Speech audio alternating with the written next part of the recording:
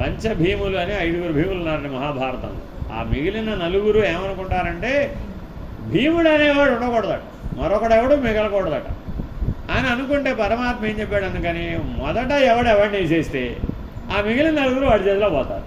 అందుకని పని కట్టుకుని ఈయనేం చేశాడు, దగ్గరుండి ముందు ఒకటి ఏం చేశాడు. పరమాత్మ సహాయం అంటే ఇలా చేస్తాడు. వాస్తవంగా భీముడు తన బలంతో తన తెలివితో గెలవాలంటే గెలవలేడు.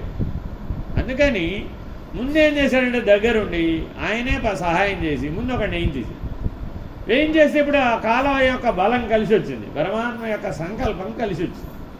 ఆ కాలం అనుకూలించడం అంటే పరమాత్మ సంకల్పమే. అనుకూలించినప్పుడు ఏమైంది, మిగిలిన 4 వేయడం సులభమైంది. అయితే మహాభారత యుద్ధం చివరి అంకంలో దుర్యోధన వధతో అది పూర్తయింది. ఎప్పుడు ప్రారంభమైందట, బకాసుర వధతో ప్రారంభమైంది.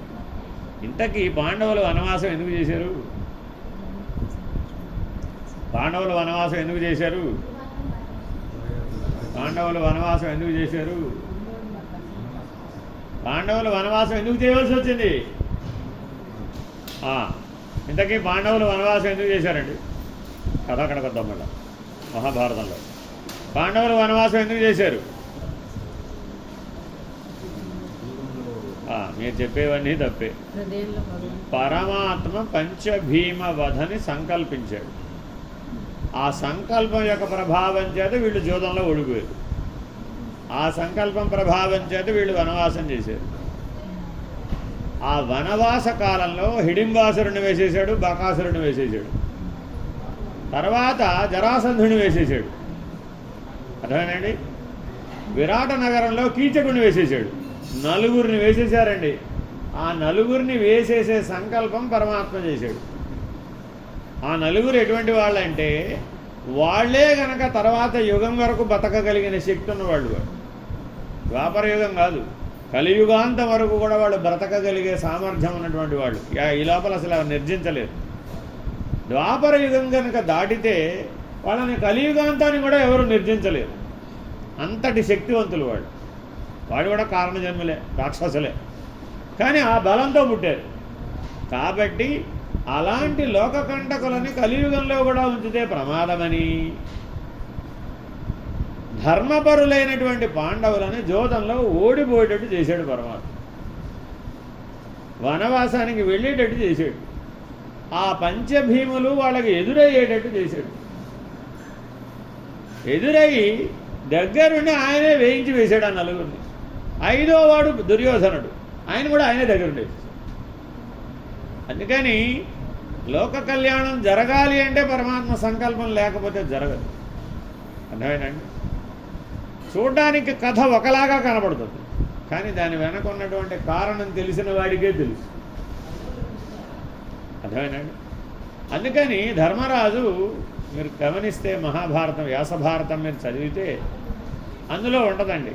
శ్రీకృష్ణుడు ఎదురొచ్చినప్పుడల్లా అంటుంటాడు, అంతా నీ సంకల్పమే కదా నాయన అంటుంటాడు. ఎలా ఉన్నారు ధర్మరాజా అని అడుగుతాడు ఈయన. అలా విమర్శించాలి కదా. వనవాసానికి వచ్చిన అన్ని చోట్ల ఎప్పుడప్పుడు కనబడుతూ ఉంటాడు. మీరు కృష్ణుడు కనబడినప్పుడు అలా అడుగుతుంటాడు. కుశల ప్రశ్నలు అడుగుతారు కదా, ఎలా ఉన్నారు అడుగుతాడు. అంతా నీ సంకల్పమే కదా మహాత్మా అంటాడు. ఇప్పుడు ధర్మరాజు తెలుసా తెలీదా? అది తెలియకపోతే ధర్మరాజు దుఃఖించిన సందర్భం ఎక్కడా కనపడదు. ఎందుకని? ఆయనకు తెలుసు పరమాత్మ సంకల్పం ఏమిటి. నిజంగా లేకపోతే శకుని ధర్మరాజును ఓడించలేడు. ఎందుకంటే ఈ ప్రపంచంలో ద్యూత విద్యలో అత్యుత్తమ ద్యూత విద్య కలిగిన వాడు ధర్మరాజు. నలుని తర్వాత ద్యూత విద్య తెలిసిన వాడు కృతయుగంలో నలుడు, ద్వాపర యుగంలో ధర్మరాజు. శకుని కాదు. శకుని మాయకు లోబడేట్టు చేశాడు ధర్మరాజు. అర్థమైందండి? పరమాత్మ సంకల్పం కలిగినప్పుడు ఎంతటి మహాత్ముడైనా కూడా ఆ మాయకు లోబడినట్టుగా నటిస్తాడు. అర్థమైందండి? అందుకని మాయావేషధారిగా ఉంటాడట. ఆ వేషమే మాయావేషం, మాయ చేయడమే ఆయన పని. అందుకని సాయి సుధాకర పురాణ స్వామి వారు అంటారు, ఏమంటే భగవాన్ బాబావారిని గుడ్డిగానేమి ఆయన మహామాయగాడు బొట్లైసేస్తాడు అంటారు. అంటే సద్గురువులు కానీ అవతారులు కానీ కళ్ళకు కనబడింది ఎదుర్కొండామనేది సత్యం అని మీరు అనుకుంటున్నారేమో. ఎదుర్కొండా కనబడే కథ సత్యం కాదు. ఆ కథ వెనకాల చాలా విషయం ఉంటుంది. అర్థమేనండి? ఎందుకనంటే అది ఆయనకే తెలుసు అంతే. ఈ మాట చెప్తే ఎవరైనా ఒప్పుకుంటారా? పరమాత్మ సంకల్పం చేత వాళ్ళని పాండవులు వనవాసం చేయవలసి వచ్చిందని నేను ఎవరు ఒప్పుకుంటారు? మహాభక్తులైన వాళ్ళు, శరణాగతి చెందిన వాళ్ళు, వాళ్ళే ఈ మాట విదురుడు అంటాడు. ఎందుకంటే ధర్మరాజు యొక్క బలం తెలిసింది ఎవరంటే విదురుడికి. ఎందుకని? విదురుడు కూడా ధర్మానందనుడే. అర్థమైందండి? విదురుడు కూడా ఏ అంశతో పుట్టాడు? ఆ సమవర్తి. మీరు యమధర్మరాజు అంటారు, ఆయన యమధర్మరాజు కాదు, ఆయన పేరు ధర్మరాజు. ఎప్పుడూ ధర్మాన్ని పాటిస్తాడు. కాలధర్మాన్ని అనుష్ఠించేవాడెవడో వాడు ధర్మరాజు. ఆయన పేరేమిటి? ధర్మరాజు. మనం ఆయన యమలోకంలో, ఆయన లోకం పేరు యమలోకం. అంటే యమమును నేర్పునది. మనకేముండాలండి? యమ నియమాలు ఉండాలి కదా. ఆ యమం అంటే ఏమిటి? సంయమనాన్ని ఇస్తుంది అది. మనం ఇక్కడ సంయమనంతో వ్యవహరించకపోతే ఏ లోకానికి పోతాం? అది నేర్పే లోకానికి పోతాం. యమలోకం అంటే ఏమిటి? నరకలోకం, బాధలు, గోలా కట్టాదంతా. అదేంటంటే నీకు సంయమనాన్ని నేర్పుతుంది. ఇక్కడ మరి ఉండమంటే ఉండలేదుగా, కాబట్టి ఆ ట్రైనింగ్ అక్కడ ఇస్తారు. అర్థమైందండి? ట్రైనింగ్ ఎలా ఇస్తారన్న తర్వాత విషయం. అది కష్టాలతో ఇస్తారా, సుఖాలతో ఇస్తారా? సుఖాలతో ఇస్తే స్వర్గం అన్నారు, కష్టాలతో ఇస్తే నరకం అన్నారు. అంతే తప్ప అక్కడ అవేం ప్రత్యేకంగా విశేషణాలతో చెప్పినవి కావు. కాబట్టి అక్కడైనా ఇక్కడైనా నువ్వు పొందేది ఏమిటంటే సంయమనాన్ని సాధిస్తావు. ఆ సంయమనాన్ని ఇక్కడే సాధన పేరుతో సంపాదించవచ్చు కదా. అందుకని ఇక్కడ ఏం చేశారు? క్షేత్రాలన్నీ కొండల మీద పెట్టి బాగా నడు, బాగా పొర్లు దండాలు పెట్టు, బాగా 108 ప్రదక్షిణలు చెయ్యి. మరి ఇప్పుడు ఎవరి కోసం చేశావు? ఈశ్వరుడు కోసం చేశావు, జ్ఞానం కోసం చేశావు. రెండు ఉన్నాయి అక్కడ లక్ష్యాలు. ఒకటేంటంటే ఈశ్వరుడు కోసం చేసాడు. అక్కడ భగవంతుడు లేకపోతే చేస్తావా? ఊరికే మీ పట్టణానికి చుట్టూ పొర్లు దండాలు పెట్టమంటే పెడతా ఉంటామా? మీ ఇంటికి పెట్టమంటే పెడతావే. అదే దేవాలయానికి పెట్టమంటే మాత్రం 4 మాడల వీధిలో 3 సంవత్సరాల పాటు 6 సంవత్సరాల పాటు క్యూ అండి దానికి. మీరు 4 మాడల వీధిలో పొర్లు దండాలు పెట్టాలి అంటే 6 ఇయర్స్, ఇవాళ 6 ఏళ్ళు పడుతుంది టికెట్ బుక్ చేస్తే. మరి అక్కడ పొర్లు దండాలు పెడితే ఏమిటి వస్తుంది? సంయమనం, సమ్యక్ జీవనం వస్తుంది అన్నమాట. ఆ బ్యాలెన్స్ కుదురుతుంది. అర్థమైందండి? కాబట్టి అటువంటి బ్యాలెన్స్ని ఇచ్చేది ఏదో అదే యమలోకం. దానికి ప్రభు ఎవరు? ధర్మరాజు. ఆయనలోని ఒక అంశం ఎవరు? విదురుడు. మొట్టమొదటి ముందే వచ్చేసాడు, ఆ తర్వాత ధర్మనందనుడుగా వచ్చాడు. అర్థమైందండి? కాబట్టి ఆయన ఎవరికి పుత్రుడు? ధర్మనందనుడు, ధర్మానికే పుత్రుడు. సాక్షాత్తు ధర్మమే అవతరించింది ధర్మరాజుగా. కాబట్టి ఇప్పుడు ఆయనకి పరమాత్మ సంకల్పం తెలుస్తుందా తెలీదా? ఓ బాగా తెలుసు ఆయనకి. ఏమయ్యా మీ ఆవిడకి ఒలువలు ఒలుస్తూ ఉంటే అంత సభా మంటపంలో చూస్తూ కూర్చున్నావేటయ్యారు అని ధర్మరాజుని అడిగారు. ఏమన్నాడు? అడిగింది ఎవరు? ద్రౌపది. ఏమయ్యా నన్ను ఎందుకు కట్టుకున్నారు? నాకు అవమానం జరుగుతూ ఉంటే సైలెంట్గా చూస్తున్నావా? ఏమిటమ్మా ఏటయ్యా నువ్వు? ఏం భర్తవయ్యా నువ్వు అన్నట్టు చూసిందట, అడగలేదు. ఆ సభా మంటపంలో అడగడానికి వీలవుతుందా? ఆ కొర ధర్మనందనుని వైపు చూచానట. ధర్మనందనుడు ఇలా దండం పెట్టాడు పైకి. అంతే, అదే సమాధానం. చెప్పాడా చెప్పలేదా? వెంటనే ధర్మనందనుడి తర్వాత అంత ధర్మం తెలిసిన వాడు భీష్మాచార్యుడు. వెంటనే భీష్ముడి వైపు తిరిగింది. నన్నోడి తన్నోడేనా, తన్నోడి నన్నోడేనా చెప్ప. ముందు ఆయన ఓడిపోయాడా? ఆయన ఓడిపోయిన తర్వాత నన్ను ఓడిపోయాడా? నన్ను ముందే ఓడిన తర్వాత ఆయన ఓడిపోయాడు. నన్ను ముందే ఓడి ఆయన ఓడాడు అనుకోండి, అది ధర్మం. ఎందుకని? నేను ఆయన ఆస్తిని కాబట్టి, నేను ఆయనలో సగం కాబట్టి, నేను ఒకటే కాబట్టి ముందు నన్ను ఓడవచ్చు. అదే ముందు ఆయనని పణంగా పెట్టి ఆయన ఓడిపోయాడు అనుకోండి, నన్ను పణంగా పెట్టడానికి ఆయనకు అధికారం లేదు. ఆ ధర్మం చూడండి. ఆవిడంతా లాజిక్ పెట్టింది. అదేవిధంగా ద్రౌపది గారి ప్రశ్న ఇది. ఈ ప్రశ్న ఎవరు అడిగింది? భీష్మాచార్యుని అడిగింది. ఇప్పుడు ముందు ధర్మరాజుని అడిగినట్టు చూశాడా లేదా? ఆయన గమనించాడు. ఈవిడ కోరగా చూడడం, ఆయన పరమాత్మ సంకల్పం అని సిగ్నల్ చేయడం, ఇవి చూశాడు ఆయన. చూసిన మరి భీష్మాచార్యుడికి తెలీదా? అందుకని ఆయనే సమాధానం చెప్పాడు తెలుసా? ఈ సభలో ధర్మం తెలిసినవాడు ధర్మనందనుడు ఒక్కడేనమ్మా. అతనికంటే ధర్మం తెలిసినవాడు ఎవడూ లేడు. సాక్షాత్తు ధర్మమూర్తి, మూర్తి భవించిన ధర్మం. మీ ఆయనే సమాధానం చెప్పాలి, ఇంకెవరు చెప్పలేరు బొమ్మను. ఇప్పుడు వాళ్ళ ఆయన సమాధానం చెప్పాడా చెప్పలేదా? ఒక సంజ్ఞ చేత సమాధానం చెప్పాడు అంత సభా మధ్యం. ఇప్పుడేం చేయాలి? ఏం చెయ్యాలో సూచించాడా లేదా? ఇప్పుడు పరమాత్ముడిని వేడుకో, ఇక్కడ ఉన్నవాడిని వారు వెతుక్కున్నా వేడుకున్న లాభం లేదని పరమాత్మను వేడుకో. ఇప్పుడు మేమే నిస్సహాయులం, అసహాయ శూరులైనటువంటి పంచపాండవులు, వాళ్ళకి యుద్ధం చేయడానికి ఎవరు సహాయం అవసరం లేదండి. అటువంటి వాళ్ళని అసహాయ శూరులు అంట. అంటే ఒక్కడు 1,00,000 మందిని, ఆ 1,00,000 మందికి సంబంధించిన గుర్రాలు, ఏనుగులు, రథాలు వగైరా వగైరా అందరినీ వేసేసే వాళ్ళని అతిరథులు అంటారు. ఆ అతిరథులు 1000 మందిని వేయగలిగిన వాడిని మహారథులు అంటారు. అర్థమేనండి? అతిరథ మహారథులు వీళ్ళు ఎవరయ్యా అంటే అటువంటి మహారథులను 1000 మందిని ఒక్కళ్ళే వేయగలిగినటువంటి శూరత్వం కలిగిన వాళ్ళు భీముడు, అర్జునుడు. మరి వీళ్ళు ఏం చేశారు? వాళ్ళ అన్నగారి వైపు చూశారు అన్నాడు. వాళ్ళకి అదే సిగ్నలు, ద్రౌపది గారికి అదే సిగ్నలు, వీళ్ళు చూశారు.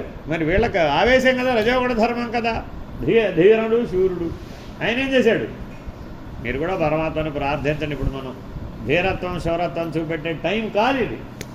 తర్వాత చాలా పని ఉంది ఇంకా మనకి. లోక కళ్యాణ కోసం పుట్టిన వాళ్ళు మరి కారణ జన్ములు కదా. మరి వీళ్ళకేవో అది తెలివిదే. ఇప్పుడు ఈ భీముడికి వనవాసంలో వాళ్ళందరినీ వేసేస్తానని తెలుసా? ఆహా. అందుకని రజోగుణ ధర్మంతో ఉన్నప్పుడు మీరు పరమాత్మ సంకల్పాన్ని తెలుసుకోలేరు. ధర్మనందనుడి వలె ఉంటేనే తెలుసుకోగలుగుతారు, లేకపోతే తెలుసుకోలేరు. అర్థమేనండి? మరలా ఆ చివరున్న సహదేవుడికి తెలుసు. అతనికి ఒక వరం ఇచ్చాడు వాళ్ళ నాన్న, భవిష్యత్ దర్శనం నీకు కలుగుతుంది. ఎప్పుడైనా సరే ఆయన భవిష్యత్ తెలుసుకోవాలని సంకల్పిస్తే వెంటనే ఆయన ముందు చిత్రం కనబడుతుంది. అలాగే ఆయనకి తెలుసు. అందుకని సహదేవుడు మహాభారత యుద్ధాన్ని చూస్తున్నాడు. ఆ సమయంలో జరుగుతున్నది ఏమిటి? ద్రౌపది వస్త్రాపహరణం. సహదేవుడు చూస్తున్నది ఏమిటి? తర్వాత ఏమవుతుంది అని ప్రశ్న వచ్చిందండి ఈయనకి. మిగిలిన నలుగురికి రాలేదు. సహదేవుడికి ఆ యోగ సిద్ధి ఉంది కదా, వాళ్ళ నాన్న ఇచ్చాడు కదా వరం, తపశ్శక్తికి మెచ్చి. అందుకని ఏం చేశాడు ఆయన? తర్వాత ఏమవుతుంది అని ఆలోచించాడు. వెంటనే మహాభారత యుద్ధం కనబడుతుందట. అది చూస్తున్నాడు, ఆ సినిమా చూస్తున్నాడు, భవిష్యత్ సినిమాను చూస్తున్నాడు. అందుకని సహదేవుడు తన యందు తాను మునిగి భవిష్యత్తును దర్శించుచుండెను అంటాడు వ్యాసుడు. మిగిలిన వాళ్ళు నకులుడికి ఏ తెలివి లేదు, ఫాలో అయ్యారు ఎంతసేపు మీకు. అందుకే నకులుడికి ఎక్కడ పెద్ద పాత్ర కనపడదు, జస్ట్ ఫాలో. అలాగా ఈ ఘట్టం మనకి చాలా బోధిస్తుందండి. ఇదే ఘట్టం మళ్ళా చివర మౌసల పర్వం, ఆ చివర అట్లాగే శాంతి పర్వం, అక్కడ కూడా మళ్ళీ ఈ ఘట్టం గురించి వస్తున్నాను. వీళ్ళందరూ అంపశయ్య మీద ఉన్న భీష్ముడి దగ్గరికి వెళ్ళి మళ్ళా ధర్మరాజు గారు ఓ ప్రశ్న ఇస్తారు. మహాత్మా, మీరు అంపశయ్య మీద మీరు ప్రాణాలు నిలబెట్టుకున్నటువంటి వారు, స్వచ్ఛంద మరణాన్ని వరంగా పొందినటువంటి వారు, మీరు కారణజన్ములు కాబట్టి మీ శరీరాన్ని మీరు ఎప్పుడు వదలదలుచుకుంటే అప్పుడు మీరు వదలగలుగుతారు. మేమేమో అలా కాదు, మరి మేము ఆ దేహాభిమానం కలిగినటువంటి వాడు కాబట్టి మీరు మాకు కొద్దిగా ధర్మాలు నేర్పండి. మేము ఇంకా కొంతకాలం ఉంటాం కాబట్టి మీరు నిష్కర్మణ మహాభినిష్కర్మణానికి సిద్ధపడ్డవాళ్ళు కాబట్టి మాకేమైనా ధర్మం తెలియజేయండి అని ధర్మనందనుడు భీష్ముడిని అడిగాడు. ధర్మమూర్తి అయిన ధర్మనందనుడు భీష్ముడిని అడగదు. ఆ తర్వాత ఇంకా 36 ఏళ్ళు ఉన్నారండి. మహాభారత యుద్ధం తర్వాత ఇంకా 36 ఏళ్ళు ఉన్నారు. 36 ఏళ్ల తర్వాత ద్వారక మునిగిపోయింది. ఆ తర్వాత పంచపాండవులు స్వర్గారోహణ పర్వానికి వెళ్ళారు. అది కూడా మహాభారతంలో చివరి పర్వం స్వర్గారోహణ పర్వం. కనుక అక్కడికి వెళ్ళి అడిగితే ధర్మనందనుడికి పంచపాండవులకి అందరికీ కలిపి భీష్మాచార్యుడు భీష్మ గీత బోధిస్తాడు. ఆ చివరి భాగంలో ఏముంటుంది అంటే భీష్మ గీత ఉంటుంది. అంతా చెప్పిన తర్వాత ద్రౌపదీదేవి పక్కన నవ్వుతుంది. భగవద్గీత విన్న తర్వాత అర్జునుడు నవ్వాడా? నవ్వలేదు కదా. నీ సేవకుడిని, నీ శిష్యుడిని, నీ చేతిలో పనిముడి నువ్వేం చెప్తే చేస్తానని శరణాగతుడయ్యాడు. ఈ విన్న పంచపాండవులందరూ శరణాగతిని పొందితే ద్రౌపది గారికి మాత్రం నవ్వొచ్చింది. ఎందుకు నవ్వావమ్మా అని భీష్మాచార్యుడు అడిగాడు. అడిగితే, మహాత్మా, నీవు గొప్పవాడివే, జ్ఞానివే, ధర్మాన్ని అందరికంటే బాగా ఆచరించినటువంటి వాడివి, సాక్షాత్తు స్వచ్ఛంద మరణం పొందిన వాడివి, దివ్యంగా జీవించిన వాడివి, నీ ముందు పరశురాముడే నిలవలేకపోయినటువంటి అస్త్రకోవిదుడివి, ఎన్ని కెపాసిటీలు ఉన్నవాడివి. ఆనాడు నాకు అవమానం జరుగుతున్నప్పుడు ధర్మం చెప్పమంటే ఎందుకు చెప్పలేదు నువ్వు? ఇవాళంతా అయిపోయి మూట కట్టేసి శ్మశానం మిగిలిన తర్వాత ఒట్టి మసి బూడిద మిగిలిన తర్వాత ఇవాళ ఇన్ని ధర్మాలు చెప్తే ఏమిటమ్మా ప్రయోజనం అని నాకు వచ్చింది. నాకని అంటే ఇప్పుడు ఎక్కడికి వెళ్ళింది? సరాసరి అక్కడికి వెళ్ళింది. అర్థమేనండి? కాబట్టి జాగ్రత్తగా గుర్తుపెట్టుకోవాలట. ఎవరినైనా మీరు అగౌరవపరిస్తే అవమానపరిస్తే అది మహాభారత యుద్ధం అంత ప్రళయానికి దారితీస్తుంది. కాబట్టి మనం అలవోకగా ఎవరినో ఒకరిని ఏదో అనేస్తామండి. మీరు ఆ ఎదుటివాడిని అనేటప్పుడు ఒక ఉద్వేగానికి లోనవుతారండి. ఆ ఉద్వేగం యొక్క ప్రభావం చేత ఎదుటివాడిలో ఉన్న ఈశ్వర లక్షణాన్ని గుర్తించలేదు. సర్వజీవ తిరస్కారం కేశవం ప్రతిగచ్చతి, వాడికి చేరుతుంది. వాడేం చేస్తాడు? ఆ యథాకృతం అనుభోక్తవ్యం పుణ్యాపుణ్య శుభాశుభ ఫలం ఇచ్చేస్తాడు, అంతే, మళ్ళీ నీకే తిరిగి ఇచ్చేస్తాడు. కాబట్టి అది నవ్వితే అప్పుడు ఆయన అన్నట్ట. మళ్ళీ ద్రౌపదికి ద్రౌపది స్థాయిలోనే సమాధానం చెప్పాడండి భీష్మాచార్యుడు. అదే ప్రశ్న ధర్మనందనుడు అడిగుంటే వేరే రకంగా చెప్పుండేవాడేమో. గురువు యొక్క ఔన్నత్యాన్ని ఈ భీష్మగీతలో తెలుసుకోవాలంటారు. ద్రౌపది స్థూలమే నేనుగా భావించింది, శరీరమే నేనుగా భావించింది, దేహాభిమానాన్ని కలిగి ఉంది. అందుకని మానవమానాలనే ద్వంద్వాన్ని పొంది ఉంది. ఆ స్థాయిలో ఉన్నవాడికి సమాధానం ఎలా చెప్పాలో అలా చెప్పాడు.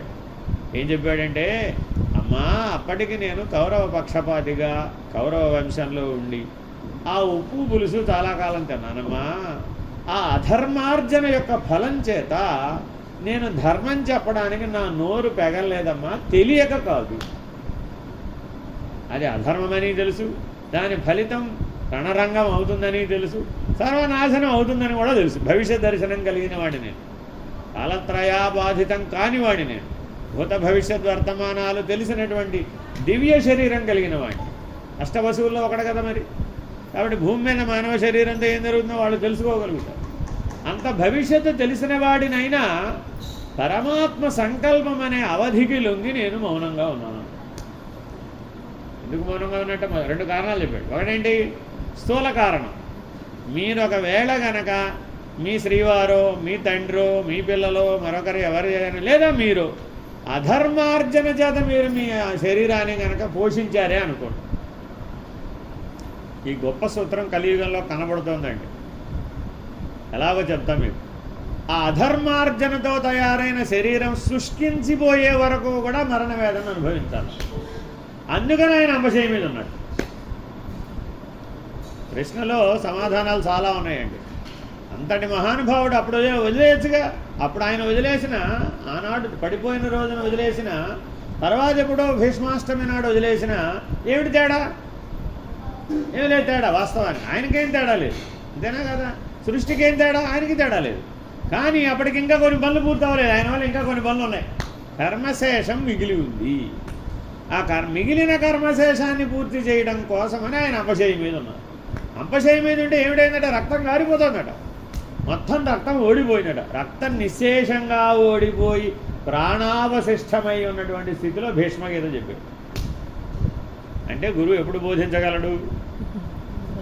ఆఖరి అంశాలు, ఆఖరి శ్వాసలో కూడా తాను పరమాత్మ సత్తాతో ఉన్నవాడు కాబట్టి, ఆ పరమాత్మ సత్తా మీద నీ ప్రాణం ఆధారపడింది కాబట్టి, రక్తం మొత్తం పోయినా కేవలం బాణాల పరుపు మీద పడుకుని ఉన్నాడు. ఏం మిగిలినాయంటే ఏమీ మిగలేదు. అసలు సప్తధాతువుల్లో అన్నీ కొడిగట్టినాయి. ప్రాణావశిష్టం, కొస ప్రాణం మాత్రమే మిగిలిందట. ఎందుకని అంటే ఈ భీష్మగీత చెప్పడానికి, ఈ సందేహాలు తీర్చడానికి. అందుకని ఎప్పుడైనా మీకు వీలుంటే భీష్మగీత చదువుకోండి. చదువుకుంటే జీవితంలో చాలా విషయాలు, ఇవాళ కలియుగంలో జరిగే ఎన్నో అంశాలకి భీష్మగీతలో సమాధానం ఉందండి. ఎంతోమంది వాళ్ళు ఐసీయూలో పోతున్నారు. వై? తన ఆజన్మాంతంలో అధర్మార్జన చేసి చేసి చేసి చేసి ఆ అధర్మార్జన అంతా ఖర్చు అయిపోయేంత వరకు, శరీరంలో ఆఖరి రక్తపు బొట్టు వరకు వాడు పిండేస్తాడు ఐసీయూలో. ఎందుకని? అన్నీ యంత్రాలే. అర్థమైందండి? నేను తినడానికి లేదు, ఉండటానికి లేదు, గాలి పీల్చడానికి యంత్రం, ఆక్సిజన్కి యంత్రం, రక్తం పెట్టేస్తాడు, సెలైన్ పెట్టేస్తాడు, విసర్జనకి పెట్టేస్తాడు, లోపలికి దారంగా ఉండదు కాబట్టి దానికి పెట్టేస్తాడు. అన్నిటికీ గొట్టాలు, యంత్రాలు పెట్టేస్తాడు. ఇప్పుడు వాడు ఉన్నట్టా పోయినట్ట. శరతల్పం మీద ఉన్నాడండి బాబు. అన్నీ రంధ్రాలేగా, సూదులేగా, సూదులు పెట్టి కదా పెట్టేదాన్ని.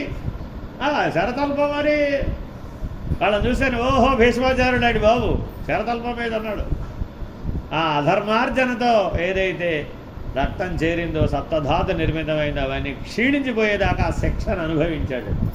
లేకపోతే ఆ వసువు అనే దివ్యత్వం ప్రాప్తించదు ఈ కర్మశేషంతో అక్కడికి వెళితే. తన దివ్యలోకానికి తాను చేరుకోలేడు. చేరుకోవాలంటే ఏం చేయాలి? ఈ కర్మశేషుడు మళ్ళా పుట్టాలి. అందుకని ఏం చేశాడు? ఇంకా కొద్దిగా కర్మశేషం మిగిలిందిరా బాబు అని మహాభారత యుద్ధం అయిపోయేంత వరకు కూడా అలాగే ఉండి తర్వాత భీష్మాష్టమి నాడు ఇచ్ఛామరణం అనే వరాన్ని ఉపయోగించి పరమాత్మ సంకల్పంతో తన దివ్యలోకాలకి తాను చేరుకోడు. మనం ఎలా వెళ్ళాలో చెప్తాం. భీష్మ నిర్యాణం ఒక ఉత్తమమైనటువంటి సూచన. మానవుడు ఎలా నిష్క్రమించాలో చెప్తున్నాడు, ఎలా పుట్టాలో కూడా చెప్తున్నాడు. అర్థమైందండి? ఒక మహర్షిని అష్టవసువులు వెళ్ళి బాధించారు. ఆ బాధిస్తే అందులో ప్రధాన పాత్రధారి ఈయనే. అర్థమైందండి? ఆయన కళ్ళు తెరి చూశాడు. చూస్తే ఏమిటయ్యా మీ గోళ, మీ అల్లరి ఏమిటి అన్నాడు. ఇంకా అల్లరి చేశారు. ఓహో మీ ముఠాకు నాయకుడు ఎవడంటే అందరూ వాడి వైపు చూశారు. ఓహో మీరా, మీకు దేవతలుగా ఉండే అర్హత లేదు. ఈ వ్యవహారం అంతా మీ రాజసిక వ్యవహారానికి సరైనటువంటి ఉపాధి మానవ ఉపాధి కాబట్టి మీరు వెళ్ళి మానవ లోకంలో పుట్టండి అయిపోయా. వచ్చేసారు. అప్పుడు ఏం చేశారు? అప్పుడు కాళ్ళ మీద పడ్డారు. అప్పుడన్నా తెలివి వచ్చింది కనీసం. పశ్చాత్తాపంతో కాళ్ళ మీద పడితే సరే పోన్లేండి క్షమించాడు. అందుకని గుర్తుపెట్టుకోవాలండి, శాపానుగ్రహ సమర్థులై ఉంటారు మహర్షులు. వాళ్ళే శాపం ఇవ్వగలరు, తెప్పగలరు. అందుకని జీవన్ముక్తుడైనటువంటి వాడి మాట వరమై శాపమై వర్ధిల్లుతుంది. అందుకని జ్ఞానితో, జీవన్ముక్తుడితో, బ్రహ్మనిష్ఠుడితో జాగ్రత్తగా ఉండాలి. వాళ్ళకు ఉద్వేగం కలిగించేటటువంటి ప్రయత్నం చేయకూడదు. సాధారణంగా కలగదు. వాళ్ళలో పరమాత్మ సంకల్పం పనిచేస్తుంది. లేకపోతే ఈ భీష్ముడు పుట్టాలంటే మరి ఏదో కారణం ఉండాలిగా. ఆ కారణంతో పుట్టాడు కాబట్టి కారణ జన్ముడు అంటు. అందుకని మాకు విముక్తి చెప్పండి అంటే ఆయన చెప్పాడు, వాళ్ళే మీరు చేసిన పొరపాటు దేవలోకంలో చేశారు కాబట్టి, దేవతలుగా చేశారు కాబట్టి క్షమార్హం, చంచల బుద్ధి కలిగింది మీకు. తత్కాలవత్ పుట్టి ఒక ఘడియ కాలం మీరు జీవించే, ఘడియ కాలం తర్వాత చనిపోతారులే మీరు. మీ ఆయుర్దాయం ఒక ఘడి ఉండదు మానవలోకంలో, అంతకుమించి ఉండదులే. మరి నా సంగతి మహాప్రభు అన్నాడు ఈయన. నీకు మాత్రం తప్పదునైనా, నువ్వు సహస్ర వర్షముల పర్యంతం భూలోకంలో ఉండవలసి వస్తుంది. అదేవిడు స్వామి అన్నాడు. ఇక్కడ కాలమానం ప్రకారం అక్కడ అదేనాయన, ఇక్కడికి అక్కడికి కాలమాన భేదం ఉంది. అక్కడ 1000 ఏళ్ళు అంటే ఇక్కడ లెక్క ఇది, ఇక్కడ 100 ఏళ్ళు, ఇక్కడిక్కడికి 10 రెట్లు తేడా ఉంది మీరున్న లోకానికి ఆ లోకానికి. ఇక్కడ ప్రకారం ఒక జన్మే, అది 100 ఏళ్ళే, కానీ అక్కడ అది 1000 ఏళ్ళు మరి. కాబట్టి నువ్వు పుట్టిన తర్వాత 1000 ఏళ్ళు బతుకుతావు. ఆ 1000 ఏళ్ళు నువ్వు చేయవలసిన ధర్మకార్యాలన్నీ చేసి, సాధించవలసినవన్నీ సాధించి, బోధించవలసినవన్నీ బోధించి, చివరికి పరమాత్మ సంకల్పంతో నువ్వు మరల నీ స్వస్థితికి చేరుకుంటావు. కాబట్టి నువ్వు నీ వల్ల కాగల కార్యం చాలా ఉంది నాయన, అందుకని నువ్వు వెళ్ళవలసింది. అందుకు ఈ తప్పు చేయవలసి వచ్చింది. నువ్వు నీ అంతటా నీ బుద్ధితో కలిగింది కాదు, కాలధర్మం వలన నీకు ఆ విపరీత బుద్ధి కలిగింది. ఆ విపరీత బుద్ధి యొక్క పరిణామాన్ని నువ్వు అట్లా అనుభవించవలసిందే. కాలధర్మాన్ని కర్మరూపంలో అనుభవించాలంటే 10 రెట్లు అనుభవించాలి.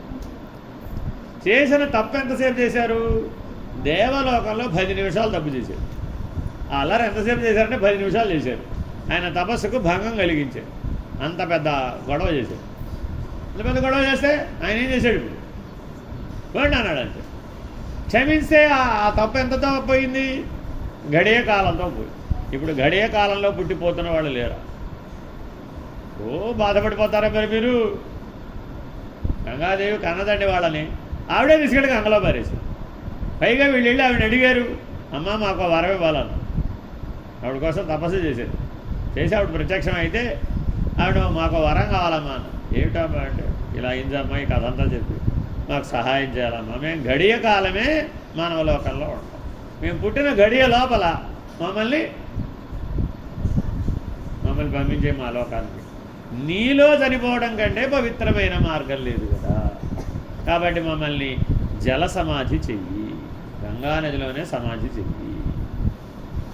బ్రతికి ఉండగా మమ్మల్ని వేసే గంగలో మేమే కోరుతున్నాం అని అడిగారు. ఇప్పుడు మహాభారత యుద్ధం ఎప్పుడు పుట్టింది? ఇందాక ఒక ఘట్టం చెప్పాను, ఇప్పుడు ఒక ఘట్టం చెప్పాను. ఇప్పుడు మహాభారత యుద్ధం ఎప్పుడు పుట్టింది? వీళ్ళు వెళ్ళడం ఏమిటి, ఆ మహర్షిని డిస్టర్బ్ చేయడం ఏమిటి, వాళ్ళందరూ గంగకు పుత్రులుగా పుట్టడమే. ఇప్పుడు మరి గంగానదికి ఎవరు కావాలి? ఈ దైవ కార్యాన్ని తీర్చగలిగిన వాడు ఒకడు కావాలి. అందుకని వృద్ధుడైనటువంటి శంకర మహారాజును పట్టుకు ఆయన కనపడిందండి. ఆయన ఏదో గంగానది కాశీ మహారాజుగా అట్లా పోతూ ఉంటే ఆ గంగానది ప్రత్యక్షమైంది. దేవకార్యంలో నాకు ఒక సహాయం కావాలి మహారాజా అని అడిగి. ఇప్పుడు అడిగినట్ట అడగనట్ట దేవకార్యం అనగానే ఏం చేస్తావు? దేవతల కార్యం అంటే చేయకపోవడం తప్పక చేస్తాను. అయితే నన్ను పెళ్లి చేసుకో. అబ్బా అంతకంటే ఇంకేం కావాలి? గంగానదికి భర్త ఈశ్వరుడు.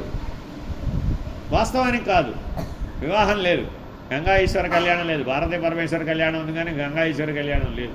గంగను భరించాడు అంతే. లోక కళ్యాణ నిమిత్తమై దివికి వచ్చేటప్పుడు భువించి, దివి నుంచి భూమికి వచ్చేటప్పుడు భరించి. కాబట్టి జాగ్రత్తగా గమనిస్తే గంగాదేవిని వివాహం చేసుకోవడం అంటే సాక్షాత్తు కైలాసంలో స్థానం వచ్చినట్టే, పరమేశ్వరుడు దగ్గర స్థానం వచ్చినట్టే అని శంకరుడు అన్నాడు. కానీ ఒక నియమం సుమా అంది. ఏ నియమైనా ఒప్పుకుంటాను, ఈశ్వరుడి దగ్గర స్థానం కదా, గంగాదేవితో పాటు స్థానం ఎక్కడ వచ్చేసిందని ఉబ్బి తప్పిపోయిపోతున్నాడు. నేను చేసేదాన్ని నువ్వు ప్రశ్నించకూడదని. వివాహం అయినాక నేనేవో పనులు చేస్తాను, దేవకార్యం ప్రకారం ఏవో కొన్ని పనులు చేయాల్సింది ఉంది, ఆ పనులు చేసినప్పుడు నువ్వు ప్రశ్నించరాదు అని చెప్పి.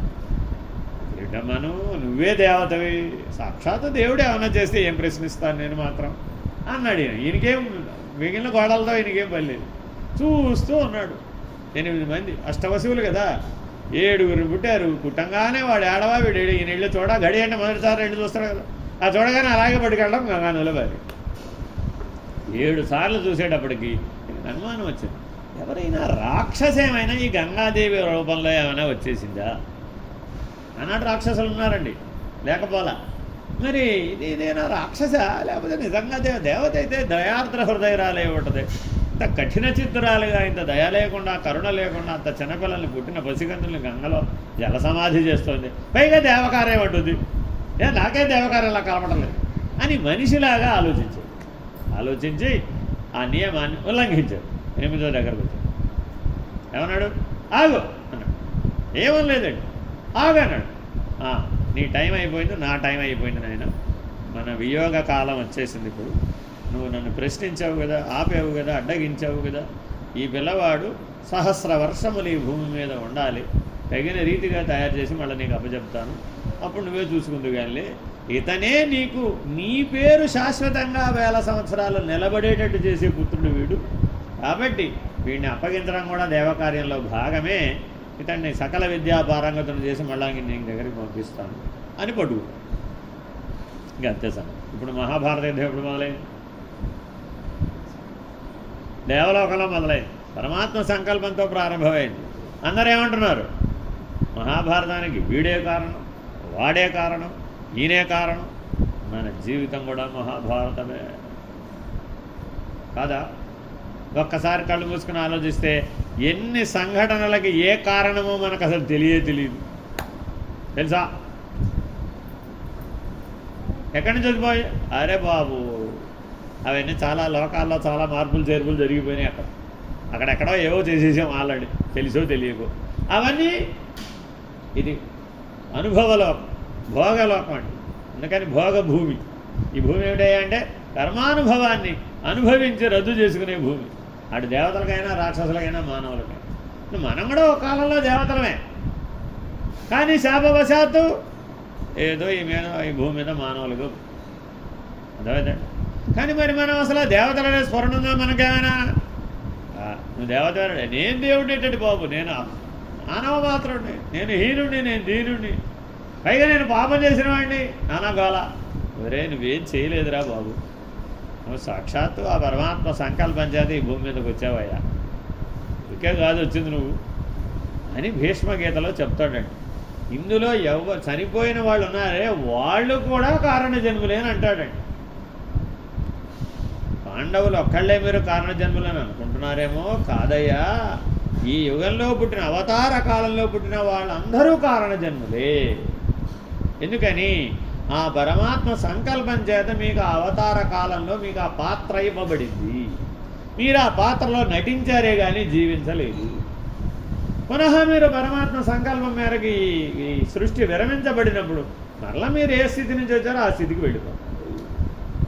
కాబట్టి ఈ యుగం చాలా విలువైనది. అవతారుడు ఉన్నటువంటి ఈ కాలంలో మీరు సాక్షాత్ అవతార స్థితిని పొందగలిగే అవకాశం పరమాత్ముడిస్తున్నాడు.